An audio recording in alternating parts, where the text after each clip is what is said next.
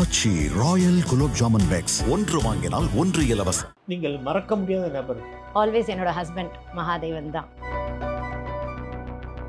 வெளி உலகத்துக்காக நான் ஒரு மோசமான வாழ்க்கையை வாழ்ந்து இமோஷனலாக நான் ரொம்ப மோசமாக பாதிக்கப்பட்டிருக்கேன். ஆனாலும் நான் வாழணும் அப்படிங்கிறது என்ன வாழ்க்கை இது? என்னத்துக்கு நான் வாழணும், ஏன் நான் சகிச்சுக்கணும் அப்படின்னு கேட்கலாம். ஆனால் சம்டைம்ஸ் பெண்கள் அப்படின்ற பொழுது எனக்கு இதை நான் ஏன் why should I put up with this? I don't want to put up with this nonsense. சமீபமாக லிவிங் டுகெதர்ங்கிற கான்செப்ட் ரொம்ப பெருகிட்டு கவனிச்சிங்களா? ஐயோ, அதுவும் அர்த்தமற்றது தான் சார். பண்ணிட்டு சரி கட்டல, டிவோர்ஸ் கூட பரவாயில்ல, அது கூட ஒத்துக்கலாம். அந்த லிவ் இன் என்னத்துக்கு? அப்ப நீ அது அவ்வளோ சந்தேகப்படுறேன்னா அப்ப அந்த ஆளோட என்னத்துக்கு அந்த லிவிங் டுகெதர் ரிலேஷன்ஷிப்ல இருக்கணும்? நான் தீராத விளையாட்டு பிள்ளை பாடின்னு இருக்கேன். அவங்க ஓடி வந்து சொல்றாங்க, என்னுடைய பேர் கார்த்திக், தீராத விளையாட்டு பிள்ளை கார்த்திக்னு பாடுங்க, அவன் ரொம்ப நாட்டி அப்படின்னா. அதுக்காக நான் கார்த்திக்னு பாட முடியுமா? ஸ்ரீரங்கநாதன் திருநாமம் புகழ அருளாசி நம்மை சேரும், ஜெயமங்களங்கள் பொங்கும், நம் சங்கடங்கள் தீரும். ராம ராம ராம ராம், அவர் ராமனின் பரம பக்தராம். ராமநாமம் ஒலிக்கும் இடத்தில் வாசம் செய்பவராம். அம்மா உமா என் மேல் வன்மமா, அம்மா உமா. இன்றைக்கு வந்து பேப்பர் மீடியாலாம் ரெகுலராக நீங்கள் பார்ப்பீங்களா? சங்கீதம் தாண்டி சில செய்திகள்லாம் கவனிப்பீங்களா? இதில் இன்றைக்கி நிறைய செய்திகள் பார்த்தீங்கன்னா சோசியல் மீடியாவில் டைவர்ஸுங்கிறது ரொம்ப சர்வசாரமாக போயிடுது. நீ குடும்ப உறவுகள் ரொம்ப செதஞ்சு போச்சு. டைவர்ஸுங்கிறது ரொம்ப சர்வசாரமாக கேள்விப்படுறோம். டாக்ஸிக் ரிலேஷன்ஷிப்னு ஒரு வார்த்தை சொல்கிறாங்க. ரொம்ப டாக்ஸிக்காக போயிட்டு நான் விட்டுட்டேங்கிறான். கரெக்டு தான், நீங்கள் சொல்கிறது கரெக்டு. சரி தப்புன்னு சொல்கிறதுக்கு முன்னாடி நான் என்ன சொல்கிறேன், கணவன் மனைவி உறவு மாத்திரமே இல்லை, சாதாரண உறவின் முறைகள் நான் பற்றி பேசுகிறேன். இப்போ சித்தி மாமா அத்தை, அதே மாதிரி நம்மளுடைய கசின்ஸு அண்ணன் தங்க அப்படின்ற உறவெல்லாம் நம்ம சின்ன வயசில் இருந்த மாதிரி இப்போ இருக்கா? இல்லை. பெரியம்மா வீட்டுக்கு போகிற சமயத்தில் முன்னாடி ஒரு நம்ம சின்ன வயசில் இருக்கிற சமயத்தில் மாமா பெரியம்மா அவங்களாம் ஃபோன் பண்ணி, அம்மா முதல்ல ஃபோனே இருக்காது, அதையும் தாண்டி ஏதோ ஃபோன் பண்ணி நீ ஃப்ரீயாக இருக்கியா, நான் வரலம்மா அப்படின்னு கேட்டுட்டு வருவாங்களா? வந்துட்டு காஃபி பிஸ்கெட் சாப்பிட்டுட்டு போகிற அப்படி இருப்பாங்களா? வருவாங்க, நம்மளோட சேர்ந்துப்பாங்க. அதே மாதிரி ஒரு ஹாலிடேஸாக இருந்தால் வீடு கஜகஜன், யார் வீட்டில் மாமா வீட்டில் நம்ம தங்குவோம், நம்ம வீட்டில் கசின்ஸ் எல்லாம் ஏராளமாக இருப்பாங்க, எல்லாம் ஒரு 15 பேர் சாப்பிட்டுட்டு இருப்பாங்க, விளையாடுவோம் போவோம் வருவோம். அந்த மாதிரி இருக்கா இன்னைக்கு காலகட்டம்? எல்லாத்துலேயும் சேஞ்சஸ் இருக்கு இல்லையா? இருக்கு. அதே மாதிரி தான் சார், எல்லாத்துலேயுமே ஒரு டிஸ்டன்ஸ் வந்திருக்கு. அதே மாதிரி இன்றைக்கி சூழ்நிலை என்னென்னா, நான் சொல்கிறது வந்து ஒரு middle class and upper middle class வச்சுக்கோங்க, நான் லோவருக்கு கூட வரல. அப்போ அங்கே வந்து பெண்கள் வந்து ஃபைனான்ஷியல் இண்டிபெண்டன்ஸ் இருக்கவங்களுக்கு. அப்போ அந்த மாதிரி இருக்கிற சமயத்தில் ஒரு கொஞ்ச நாள் முன்னாடினா பல கஷ்டங்கள் எல்லாத்தையும் முழுங்கினாங்க பெண்கள். தாண்டி ஐயோ இல்லை நம்ம வந்து இதை நம்பி இருக்கோம், ஐயோ நம்ம குழந்தைகள் என்ன ஆவாங்க, என்ன பண்ணுறது அப்படின்ற ஒரு விஷயம் ஸ்ட்ராங்காக இருந்தது இல்லையா, ஒரு ஃபேக்டர். இப்போ அந்த ஃபேக்டரை தாண்டி போயிடுச்சு. ஃபைனான்ஷியல் இண்டிபெண்டன்ஸ் கையில் இருக்குது, நிறைய பெண்களுக்கு வந்துருச்சுக்கிறீங்க. நிறைய பெண்களுக்கு இருக்குது. நான் சொல்கிறேன் அதான் middle class and upper middle class எல்லாம் வந்து ஐயோ படிக்கணும், வேலைக்கு போகணும், நம்ம இண்டிபெண்ட்டாக இருக்கணும் அப்படின்றதுல ரொம்ப ரொம்ப ஒரு இதோடு இருக்காங்க, வேகத்தோடு இருக்காங்க. ஸோ அந்த இண்டிபெண்டன்ஸ் வந்த சமயத்தில் சில இடங்களில் நியாயமாகவும் இருக்குது. ஏன்னா சில கஷ்டங்களை நான் என்னால் முழுங்கி சகிச்சிக்க முடியலன்னு. சம்டைம்ஸ் இந்த ஒரு எனக்கு இதை நான் ஏன் why should I put up with this? I don't want to put up with this nonsense அப்படின்னு கிளம்பி வந்துடுறாங்க. சகிப்புத்தன்மை அப்படின்றது குறைஞ்சிருக்கு அப்படின்றது உண்மை. சில நேரங்களில் வந்து அது ரொம்ப சின்ன விஷயத்துக்கு ஐயோ இதனால ஒரு குடும்பமே முறியடிச்சு போயிடுத்தே, அந்த குழந்தை கஷ்டப்படுறதே அப்படின்னு வருத்தப்படக்கூடிய சந்தர்ப்பங்களும் இருக்குன்றது தான் நான் நினைக்கிறேன். சில சந்தர்ப்பங்களில் அது நியாயமாகவும் இருக்குது. அந்தந்த சூழ்நிலைக்கு ஏற்ற மாதிரி பெண்களும் சரி ஆண்களும் சரி யோசிக்கணும், இதை நம்ம விட்டு கொடுக்கலாமே அப்படின்னு. ஆனால் சில விஷயம் சில நியாயங்கள் தர்மங்கள் விட்டு கொடுக்க முடியாது அப்படின்னு இருந்ததுன்னா இதுக்கு மேலே வந்து நம்மளுடைய நிம்மதியும் கெடுத்துட்டு எப்போ பார்த்தாலும் சண்டையும் சச்சரவும் மனவேதனையும் பீஸ் இல்லாத ஒரு சூழ்நிலையை குழந்தைகளுக்கு கொடுக்கறதும் கஷ்டமாக இருக்குது. அதுவும் தப்பு. ஸோ அந்தந்த சூழ்நிலையை பார்த்து தான் சார் இது முடிவு சொல்ல முடியும். ரைட்டு தப்புன்னு சொல்ல முடியாது, நம்மளால சொல்ல முடியல. பட் இது வந்து அந்த காலத்தில் ரொம்ப சகிச்சுக்கிட்டாங்க. கரெக்ட். இப்போ வந்து சகிப்புத்தன்மை கம்மியாயிட்டா. ஆமாம் ஆமாம். பட் இதில் இன்னொரு பார்வையும் இருக்குது. எதுக்காக அப்படி ஒரு ஸ்ட்ரெயின்டு ரிலேஷன்ஷிப்போட டாக்ஸிக் ரிலேஷன்ஷிப்பில் வாழணும்? அதான் கேட்குறாங்க. வாழணுங்கிற கொஸ்டின் இருக்குல்ல. அடுத்தது வெளி உலகத்துக்காக நான் ஒரு மோசமான வாழ்க்கையை வாழ்ந்து இமோஷனலாக நான் ரொம்ப மோசமாக பாதிக்கப்பட்டிருக்கேன், ஆனாலும் நான் வாழணும் அப்படிங்கிறது என்ன வாழ்க்கை இது? என்னத்துக்கு நான் வாழணும், ஏன் நான் சகிச்சுக்கணும் அப்படின்னு கேட்கலாம். ஆனால் சம்டைம்ஸ் பெண்கள் அப்படின்ற பொழுது அவர்களுடைய ஒரு பலம் அப்படின்றது அந்த பேஷன்ஸ், அந்த பெர்சிவியரன்ஸ், ரெசிலியன்ஸ். ஸோ அதை என்னால் இதை தாண்டி இந்த குடும்பத்தை காக்க முடியும், கட்டி காக்க முடியும் அப்படின்ற ஒரு ஒரு ஒரு தன்மை பெண்களுக்கு இருக்குது அப்படின்றத நான் வந்து ரொம்ப ப்ரௌடாக சொல்லிக்கிறேன். அந்த இதை சரி பண்ண முடியும். ஒரு சில விஷயங்கள் நம்ம பொறுமையாக இருந்து இதை சரி பண்ண முடியும்னு நினச்சாங்கன்னா அந்த பொறுமையை கடைப்பிடிக்கலாம். ஒரு ஒரு அது நம்மளுடைய ஒரு ஸ்பெஷாலிட்டின்னு நினைக்கிறேன். நம்மளுடைய மண்ணோட ஒரு ஸ்பெஷாலிட்டி. முடியும்னு இருக்கிற ஒரு விஷயத்துக்கு அந்த பொறுமையை கடைப்பிடிச்சாங்கன்னா நல்லது. இல்லை இது தேராதது, இது எத்தனையோ கஷ்டங்கள், நம்மளுடைய ஒரு செல்ஃப் ரெஸ்பெக்டுக்கே ஒரு கெடுதல் வருது அப்படின்ற போது வேண்டாம், சகிச்சுக்க வேண்டாம். ஆனால் நீங்களே யோசிச்சு முடிவு பண்ணுங்கன்னு தான் நான் சொல்கிறேன் பெண்களை. அது அந்தந்த குடும்ப சூழ்நிலையை பொறுத்தது. கரெக்ட். உங்களுக்கு தெரிஞ்சவங்க. ஆனால் இது மட்டும் நான் எப்பவுமே சொல்லுவேன், என்றைக்குமே வந்து உங்களுடைய திறமைகளை நீங்கள் படிங்க. அந்த ஃபைனான்ஷியல் இண்டிபெண்டன்ஸ்ன்றது எந்த காலகட்டத்திலையும் இருக்கணும் எல்லா பெண்களுக்கும். உங்களுடைய திறமைகளுக்கும் நிச்சயமாக வந்து ஒரு வடிகால் வேணும். உங்களுடைய வாழ்க்கை வந்து எனக்கு என்னுடைய குடும்பத்தை சுற்றியே இதோட என்னோடய வாழ்க்கை முடிஞ்சுடுத்துன்னு பண்ணாதீங்க. உங்களுடைய கான்ட்ரிபியூஷன் டு த சொசைட்டி வேணும் அப்படின்றத மாத்திரம் நான் நிச்சயம் இன்சிஸ்ட் பண்ணுவேன் எப்பவுமே. அதே சமயம் ஊர் சைடில் இப்போ நகரத்தில் நிறைய மாறி போச்சு, பக்கத்து வீட்டில் என்ன நடக்குதுன்னே இங்கே தெரியல. ஆனால் ஊர் சைடில் பார்த்தீங்கன்னா, சாதாரண டவுனில் கிராமத்தில் பார்த்தீங்கன்னா, ஒரு பெண் தனியாக வந்து இண்டிபெண்ட்டாக அவள் பாட்டில் வாழ்க்கையை நடத்துகிற குழந்தைகளை வச்சுருந்தா கூட அவள் தனியாக இருக்கிறதுனால அவளை பற்றி கண்ணாமலன்னு பேசுகிற ஒரு புத்தியும் இருக்கா இல்லையா? ஒரு பொது புத்தி இருக்கா இல்லையா? இருக்குதான். அதை இன்னமும் அதையும் தெரிஞ்சு தான் ஒரு முடிவெடுக்கிறா அந்த பெண். வந்து இதெல்லாம் தெரியாத முடிவெடுப்பா. ஐயோ நம்ம எத்தனையோ சேலஞ்சஸ் ஃபேஸ் பண்ணணும், ஹாரஸ்மெண்ட் ஃபேஸ் பண்ணணும், பக்கத்து வீட்டுக்காரன் உறவு எல்லாம் ஏதாவது இது என்ன இப்படி வந்துடுது பற்றியா, குடும்பத்தை விட்டுட்டு தான் எல்லாம் அப்படின்னு ஒரு பேச்சு வரும். அதையும் தாண்டி நான் நிமிர்ந்து நிற்பேன் அப்படின்னு சொல்லிட்டு தான் அந்த பெண் வெளியில் வரா. சில சமயத்தில் ஐயோ இந்த ஒரு சின்ன விஷயத்துக்காக நான் இதெல்லாம் விட்டுட்டு வெளியில் வந்து இந்த குழந்தைகளுக்கு ஒரு ஸ்ட்ரகிளை பண்ணணுமா, அதை விட நான் பொறுமையாக பேசி நான் ஒரு கன்சென்சஸ்க்கு வர முடியுமா புருஷனோட அப்படின்றதையும் பார்க்கணும். அவ்வளோதான். இந்த மாதிரி வந்து வெளியில் வரதும் செய்கிறாங்க. அதே சமயம் திருப்பூரில் ரித்தன்யான்னு ஒரு பொண்ணு, நல்ல வசதியான படித்தேன், நான் அதை பார்த்தேன். கல்யாணம் ஆயிடுச்சு. சில மாதம் ரொம்ப சேடாக இருந்தது. அந்த ஆடியோலாம் கேட்கும்பொழுது ரொம்ப வேதனையாக இருந்தது. அவளால் தாங்க முடியல, சூசைட் பண்ணிட்டா. தெரியும், நான் அந்த பொண்ணோட கடைசி ஆடியோ கிளிப்பிங்ஸ்லாம் கேட்டேன். ரொம்ப கஷ்டமாக இருந்தது. அவர் வந்து அதை வந்து பெருமைப்படுத்துறான்னு பேசுகிறாங்க அவங்க அம்மா இல்லையா? அது ஒரு ஸ்டேட்மெண்ட்டும் சொன்னாங்க, ஒருத்தனுக்கு ஒருத்தி அது மாதிரி ஏதோ ஒரு ஸ்டேட்மெண்ட். அதெல்லாம் அர்த்தமே இல்லை, உயிரே போயிடுச்சு அப்புறம் என்னங்க அந்த மனநிலையோட வாழ்ந்துட்டு போயிட்டா அப்படிங்கிறப்பல அதை ஏதோ வந்து குளோரிஃபை பண்ணி பேசுறாங்க. அவங்க ஏதோ ஒரு அந்த துக்கத்தில் ஏதோ பேசுகிறாங்க. ஏன்னா நான் பாவம் அந்த பெற்றோர்களுடைய வேதனையை வந்து நம்ம குறைச்சி பேசக்கூடாது, அதை பற்றி விமர்சனம் பண்ணக்கூடாது. ஏதோ ஒரு வேதனையெல்லாம் என்னெல்லாமோ விதத்தில் தன்னையே வந்து அவங்க சமாதானப்படுத்திக்கிறதுக்கு இப்படி பண்ணிக்கிறாங்க. அப்படிதான் எனக்கு தோன்றது. ஆனால் அது ஒரு உயிரை அந்த மாய்ச்சிக்கிற நிலைமைக்கு வந்துட்டு அப்பா பரவாயில்ல நான் இப்படி வாழ்ந்துட்டேன்னு சொல்றது ஐயா ஒத்துக்கவே முடியாது. அது அர்த்தமற்ற இது. பட் இப்போ சமீபமாக லிவிங் டுகெதர்ங்கிற கான்செப்ட் ரொம்ப பெருகிட்டு கவனிச்சிங்களா? ஐயோ அதுவும் அர்த்தமற்றது தான் சார். அது என்ன சார் கான்செப்ட்? அப்படி என்ன அந்த ஃபைனான்ஷியலாக வந்து ஒரு கமிட்மெண்ட் மாத்திரம் இல்லைன்றது. அது அப்போ அவ்வளோ பைசாவுக்கு அவ்வளோ முக்கியத்துவமா, உறவை விட பைசாவுக்கு முக்கியத்துவமா? என்ன அது நம்மளுடைய சமூகம் இல்லை. அது நம்மலாம் வந்து பைசாவை கடைசியாக துச்சமாக வைக்கிறது.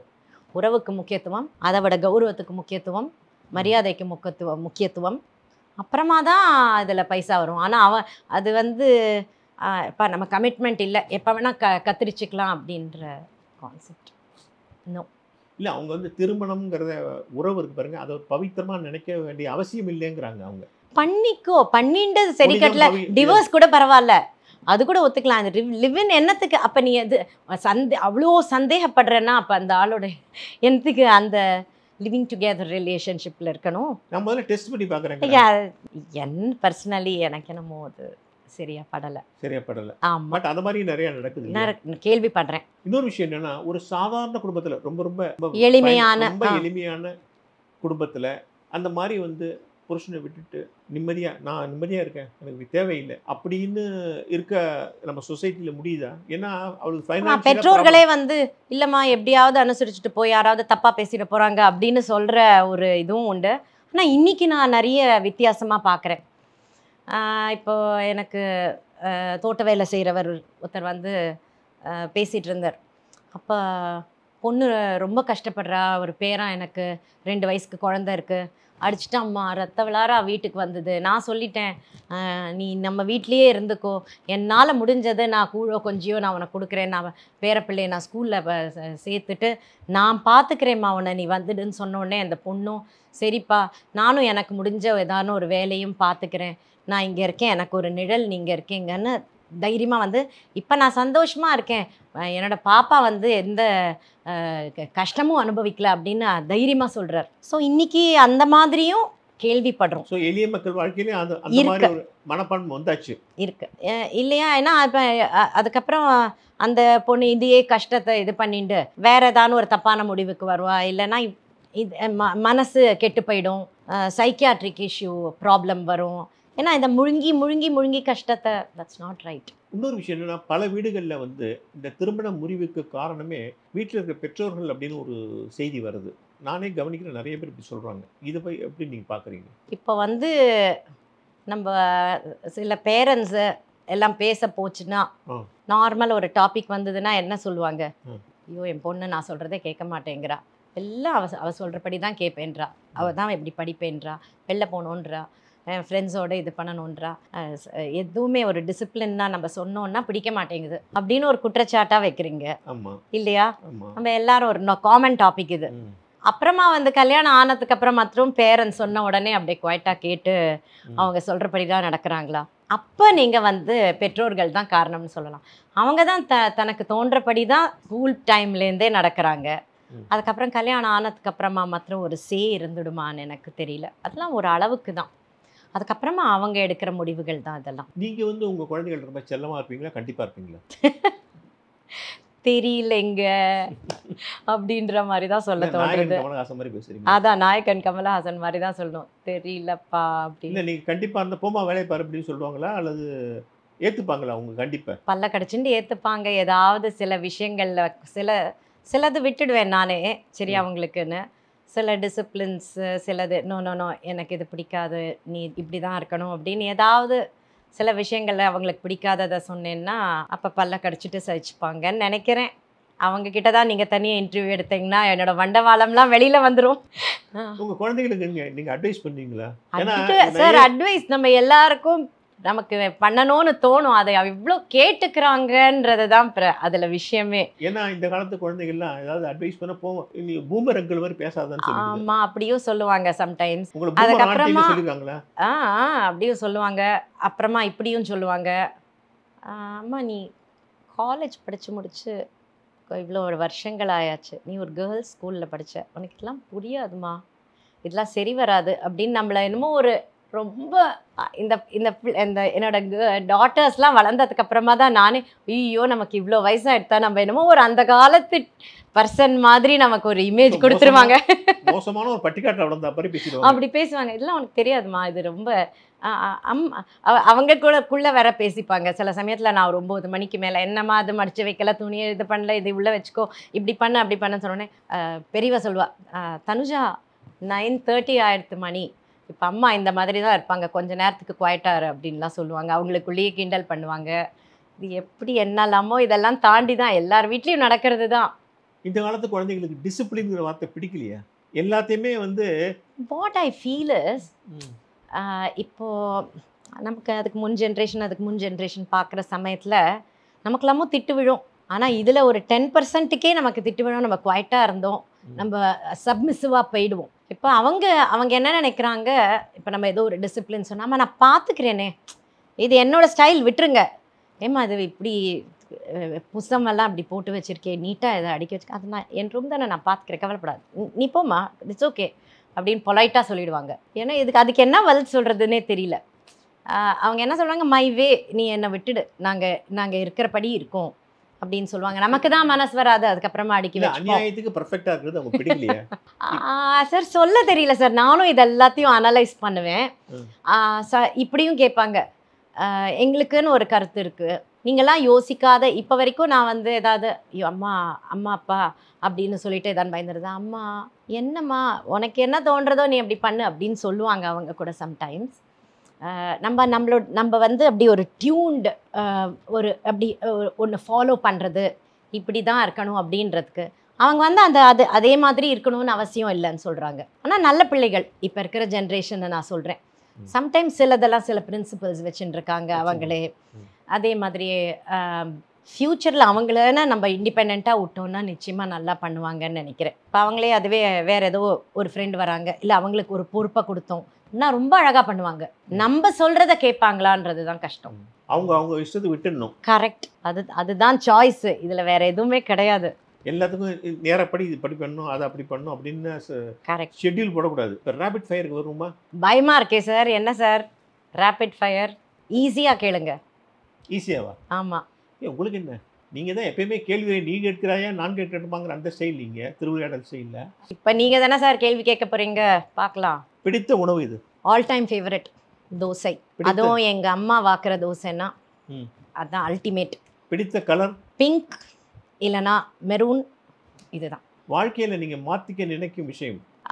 நான் கொஞ்சம் தாட்சிணியப்படுவேன். இது ஏதாவது ஒன்று பேசணும் அப்படின்ற பொழுது இதை ஒருத்தரை ஹர்ட் பண்ணுமா அப்படின்றத நான் யோசித்து பேசுவேன். அதை சம்டைம்ஸ் சங்கடத்தில் முடிகிறது. நீங்கள் மறக்க முடியாத நபர்? மறக்க முடியாத நபர் ஆல்வேஸ் என்னோடய ஹஸ்பண்ட் மகாதேவன் தான். அவர் இப்போ என்னோட இல்லை, அதனால் நான் மறக்கவே முடியாது. என்னோட நினைவிலே கலந்தவர். உங்கள் வெற்றியின் ரகசியம்? என்னுடைய வெற்றியின் ரகசியம் அது தெரியல சார். இந்த கொஸ்டினுக்கு பதில். இன்று வரை உங்களுடைய நிறைவேறாத ஆசை எது? என்னோட தாத்தா மிருதங்க மேதை பாலக்காடு மணியையர், அவரோடைய நான் நேரம் ஸ்பெண்ட் பண்ணதே இல்லை. இன்ஃபேக்ட் பார்த்த ஞாபகம் கூட இல்லை. அவர் ஒரு பெரிய மேதைன்னு சொல்கிறாங்க, ஆனால் அவரை நான் பார்த்ததே இல்லைன்ற ஒரு குறை இருக்குது. அது நிறைவேறாத ஆசை. உங்களுடைய சிறந்த குணம் எது? திருத்திக்க வேண்டிய குணம் எது? சார் ரெண்டுமே நான் இதுக்கு முன்னாடி சொன்னது தான் சார். சிறந்த குணம், எனக்கு யாரையும் ஹர்ட் பண்ணுறது அப்படின்றது இஸ் நாட் மை பாலிசி. அதனால் வேற அதனால நான் ஏதாவது ஒன்று இழந்தேன் விட்டு கொடுத்தாலும் பரவாயில்ல.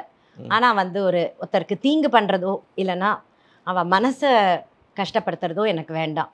நான் திருந்தணும் அப்படின்னு நினைக்கிறதும் மேபி அதுதான் நான் இதுக்கு முன்னாடி சொன்னது தான். சில சமயத்தில் வந்து பளிச்சுன்னு பேசணும். உங்களோட தர்ம சங்கடமான தருணம் இது? இப்போ நம்ம கச்சேரிக்கு போயிருப்பேன்.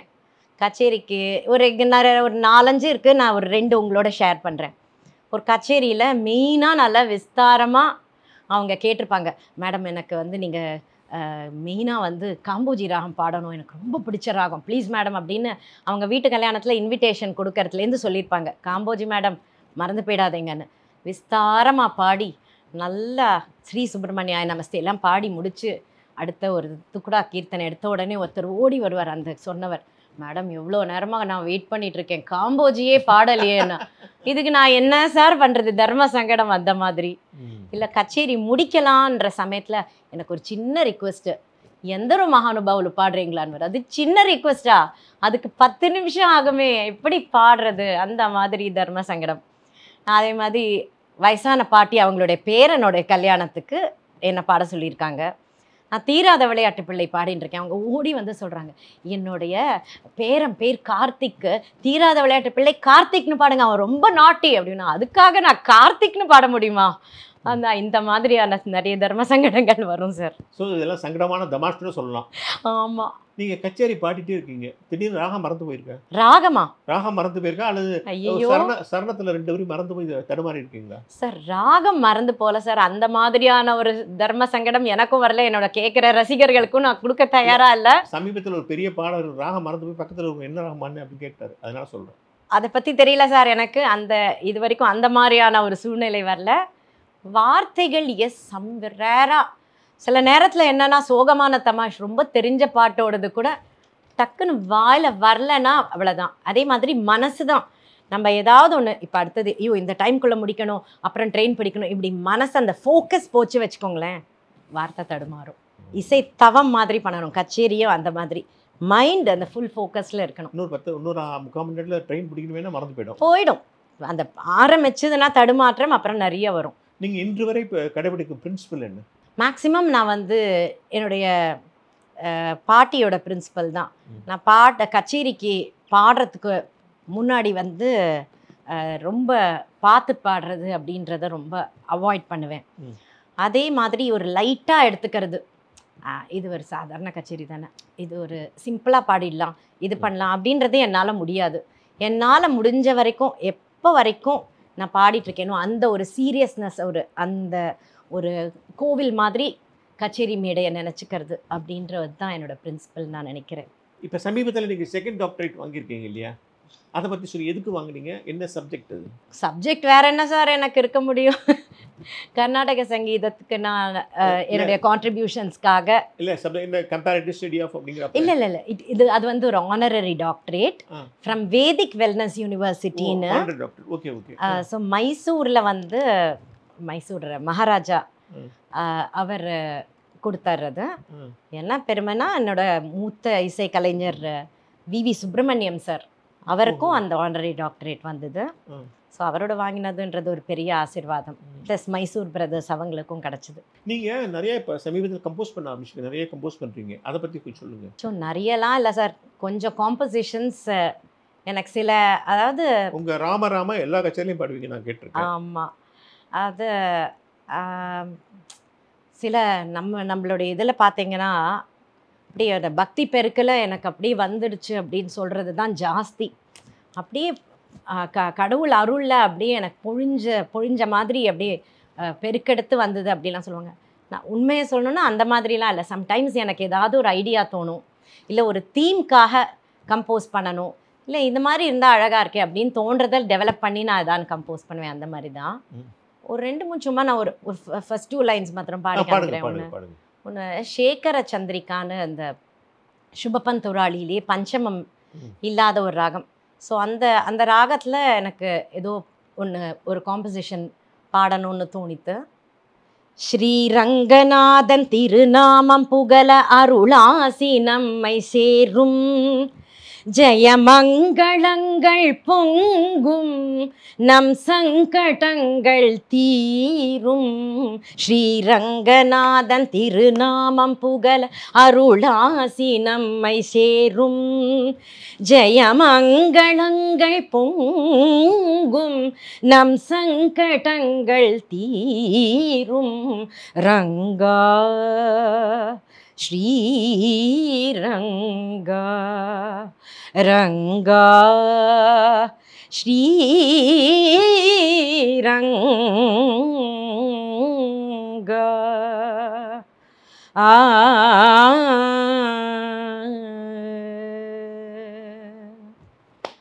இது சேகர சந்திரிகான்ற ராகத்தில். அதே மாதிரி இது பாகேஸ்ரீயில் இது என்னமோ ஒரு வேர்ட் பிளே அப்படின்னு சொல்லலாம். இந்த ஒரு பாட்டு எனக்கு தோணித்து.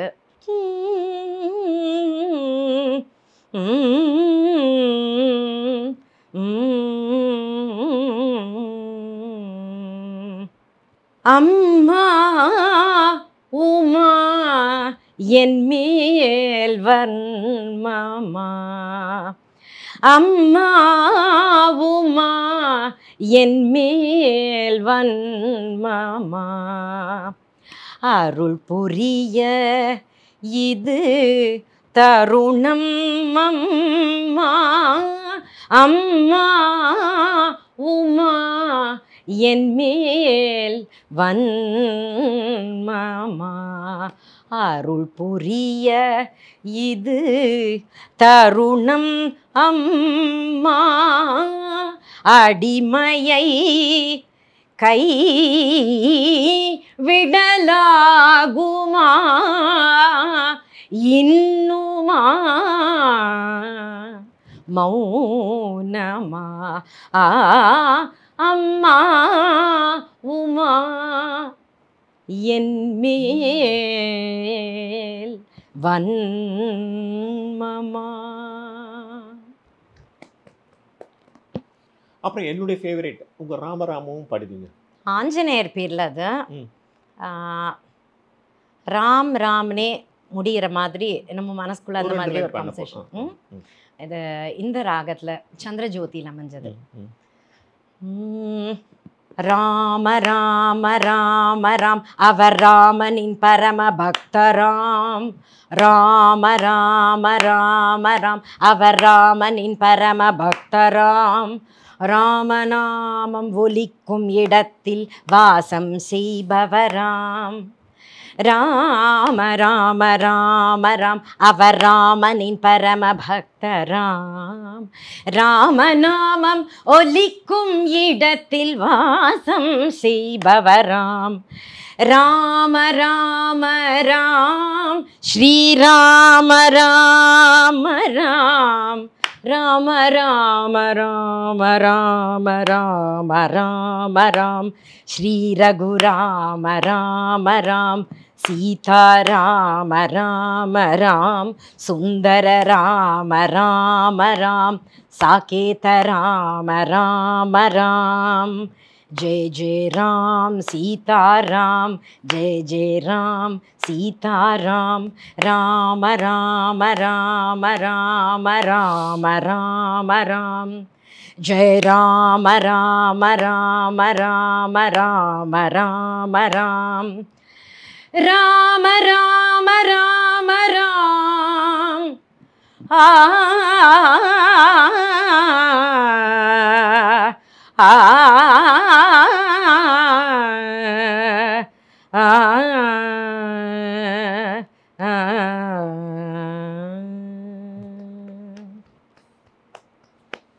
ஸோ நம்ம கச்சேரி ஒரு முடிவுக்கு வந்தாச்சு. என்னை பொறுத்தவரை நித்யஸ்ரீகிட்ட பேசுறது வந்து ஒரு உரையாடல் மட்டும் இல்லை, என்னை பொறுத்தவரை அது ஒரு அனுபவம். மிக்க நன்றி. மிக்க நன்றி சார். வாவ் தமிழா ரொம்ப சிறப்பாக வந்து செயல்பட்டு கொண்டிருக்கீங்க. நிறைய ரொம்ப சுவாரஸ்யமாக இருக்குது. Very informative also. நல்ல என்டர்டெயின்மெண்ட்டு, குவாலிட்டி என்டர்டெயின்மெண்ட். வாவ் தமிழா இன்னும் நிறைய நல்ல தரமான நிகழ்ச்சிகள், பேட்டிகள் இந்த மாதிரி நிறைய செய்து கொண்டே இருக்கணும்னு நான் வந்து பகவானை பிரார்த்திச்சுக்கிறேன். All the best your team. இந்த நிகழ்ச்சி மூலமாக நான் வந்து என்னுடைய வியூஸ் எல்லாம் ஷேர் பண்ணிக்கிறதுக்கு ஒரு ஆப்பர்ச்சுனிட்டி கொடுத்ததுக்கு நன்றி சார். வணக்கம். வணக்கம்.